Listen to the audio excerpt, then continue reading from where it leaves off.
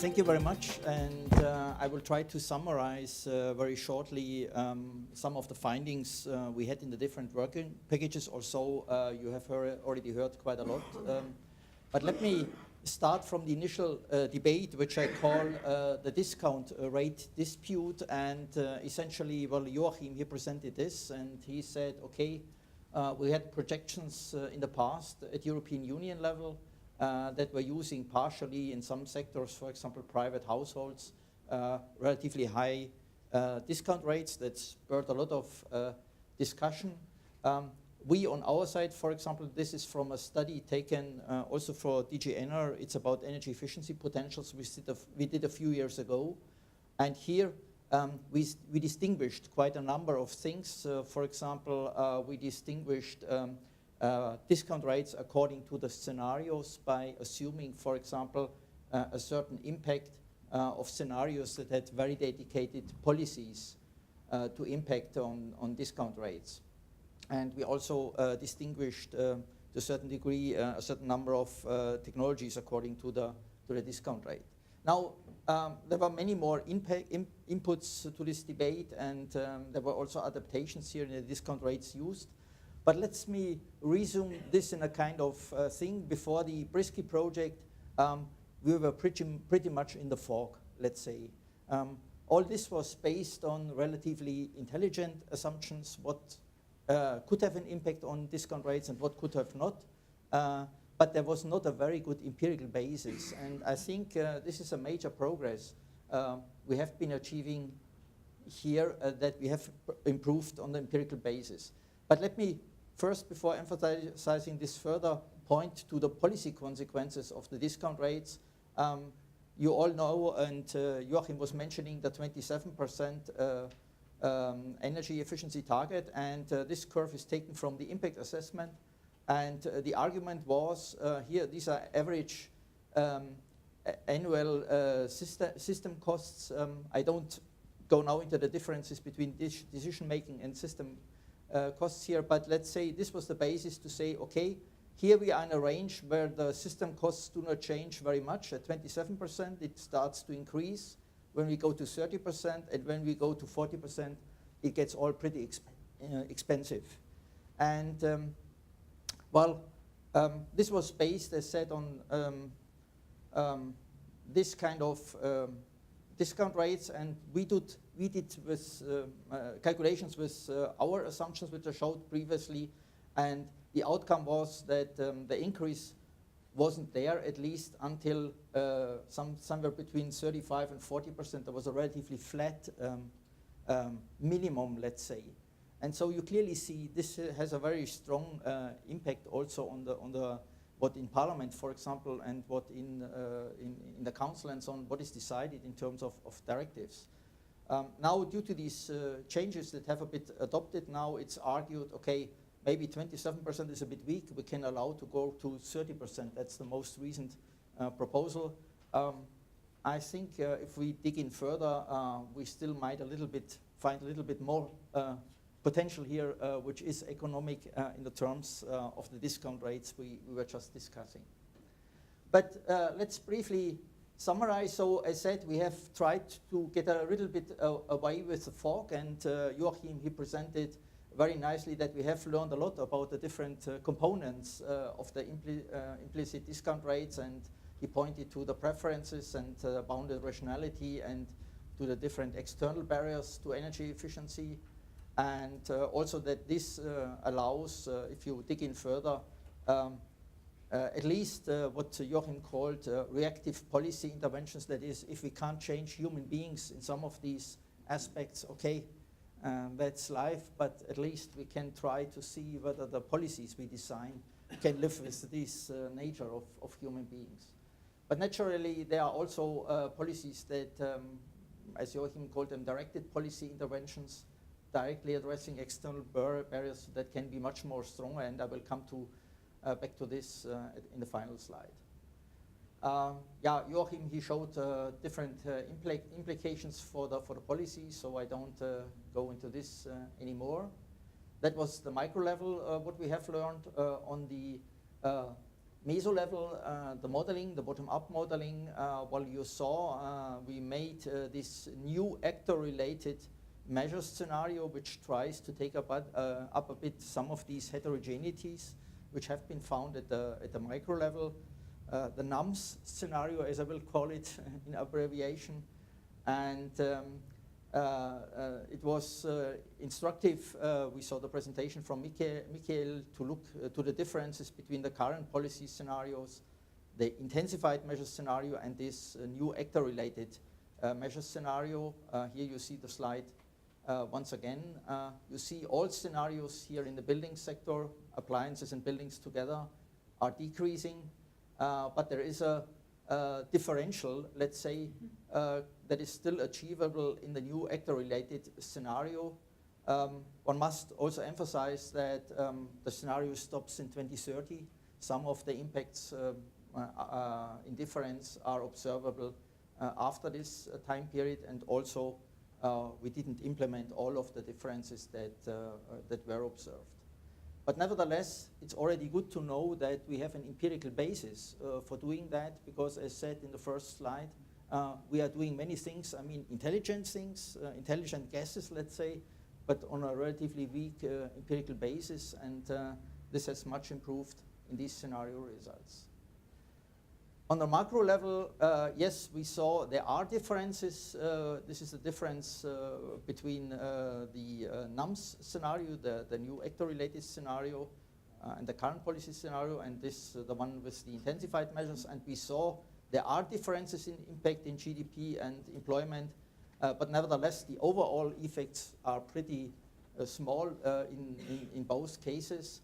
And Rainer, he explained reasons for that, in particular these compensating impulses, which have a big impact because, as he explained, the labor-intensive services, at least on the short term, are decreasing. So, summarizing this in 3 slides, conclusions on the micro level, we have now a better empirical basis which factors impact in a different manner on the implicit discount rate. And in particular, well, in this project, we investigated the ones that are related to preferences. We discussed some of these differences. Some are smaller, some are bigger, and sometimes without surprise, sometimes with surprise, as was discussed. And also we learned, as said, about in the indications how to design reactive policies about these preferences. On the meso level, the observations suggest that it is important to take these actor-specific factors into account. We saw that it's both impacting on the uptake of energy efficiency and on the penetration of renewable options. And so in combination, well, we didn't do that. In combination, in terms of CO2 emissions, possibly the differences between the scenarios would be larger. As said, some of the impacts, differences in impact occur after 2030, so it's important also to look at longer time frame in the models. And yeah, Joachim, he pointed out which distinctions are suitable to be made. Before we made some guesses, and now we have some more empirical indication what really is important to distinguish in models and what perhaps we could continue to handle in a simplified manner. Well, the macro level was interesting in a sense. Well, we saw some positive impacts. They were not extremely large, but nevertheless, I think here also it is important to look at the longer term impacts in the sense that, well, at first, we have to invest, and we have less money available for fun, for energy, for labor-intensive service sector activities. That would be nice. So at first we invest, but there is a life after the investment when this is paid off, and we are using less energy. Then we have a lot of money available for fun sectors, labor-intensive fun sectors. So in that sense, Rainer, looking at the longer time horizon, would help us to keep the hope up.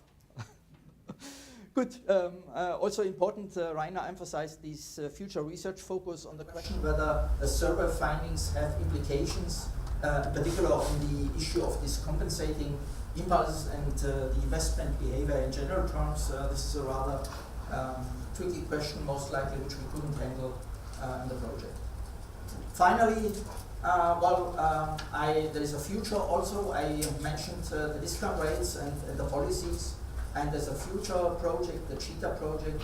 With this project, we look more in particular at the design of policies and try to dig really in detail, also based on survey, how policies, certain types of policies like energy saving obligations could be constructed or should be constructed in order to take up some of these findings. For example, questions like if networks are created that help users taking up different solutions instead of being alone in their decision, whether this helps them, for example, faster, more quickly taking up energy efficiency options. With that, I would like to stop. Thank you for your attention. Stefan Scheuer, Coalition for Energy Savings. Thanks a lot, Wolfgang, for this trying to sum up on make it policy relevant. And I have the question to you really about the ongoing work about updating the roadmap 2050, which is a modeling exercise right now going on. We know the Commission is really struggling there in getting to a greenhouse gas emission pathway, which is in line with the Paris objective. And from the conversations we have there, we know behavior will be a key question. And we're coming back to the discount rate battle there in a different format in a way. How can we use now the results of this work in order to have a positive impact there, to help them to be more courageous in a 2050 perspective when it comes to consumption? Thank you. Yeah, as said, I think the findings help us to design properly the models in the sense that they should consider where differences are occurring and where behavior is impeding, in particular, the improvements and which type of policies are relevant to improve on that. But nevertheless, speaking about 2050, I mean, these are target-based scenarios, and the targets are set, so we don't discuss about 27, 30 or 35%, but we know that we have to reduce energy consumption by 50%, and we know that we have to reduce CO2 emissions at least by 80 or 95%. So any scenario that does not take up these things and tries to find a way how to circumvent will not reach those targets. So this is much stronger than trying to find a suitable target for 2030. So we take the last question there. I will just add to this question. So it helps you to find parts where the discount rate does not play a large role because the price difference do not matter and you would rather need standards or some regulation. And this is the main, or one of the main things where this can be helpful for this discussion. Okay, one last short question. I think I saw you waving before, Peter. No, just to follow up, and I think maybe also to the presentation we will have after the break, my response will be, well, how do we secure that we bring the real discount rate down to the socioeconomic discount rate level? And I think doing this by economic incentives to the consumer will be very difficult. The way to do that is very much by setting energy efficiency standard and regulations, which are set on the basis of socioeconomic discount rates. And if the study here was asking people, were they happy with standards, see there any problem with that? And I don't think that has been asked that question, but I think the answer will be very often be people are very happy about them. So I'm very much in favor of saying that the way to bring discount rate down in the real world is by regulation and standards. Thank you.